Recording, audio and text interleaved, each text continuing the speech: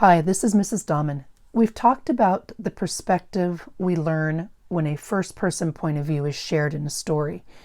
And the next three lessons are going to cover the three different types of third-person point of view. We've got the objective, the limited, and the omniscient.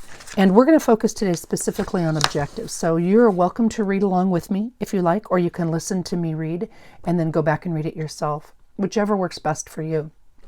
But pay attention, as always, to the key elements that help you determine what type of third-person point of view is being shared, because it can change what you take away from the story as a reader.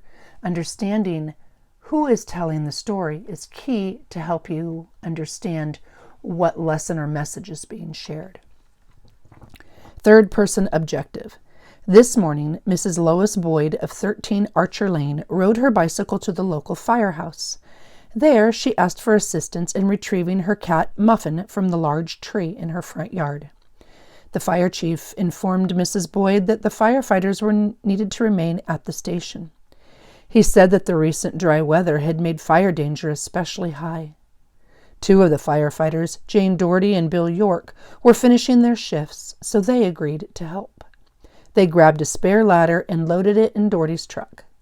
They followed Mrs. Boyd to Archer Lane. The firefighters arrived to find that Muffin was very high up in a very tall tree. Doherty, York, and Mrs. Boyd all tried making different kinds of sounds to try and coax the cat down, but the cat wouldn't budge.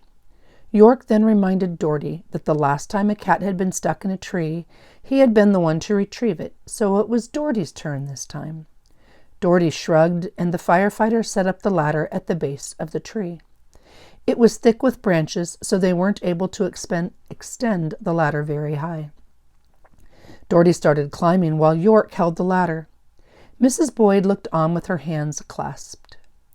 Once Doherty reached the top of the ladder, she was still about 20 feet from Muffin. She stepped out on a large tree limb. Immediately, a very loud crack filled the air. The limb gave way. Doherty waved her arms to try to regain her balance, but she could not. She tumbled from the tree. Fortunately, she landed right on York, who broke her fall. The firefighters announced that they were unhurt, and Mrs. Boyd apologized for putting them in this situation. Just then, Mr. York exited the house in his bathrobe, yawning as if he had just woken up. He was holding a small can.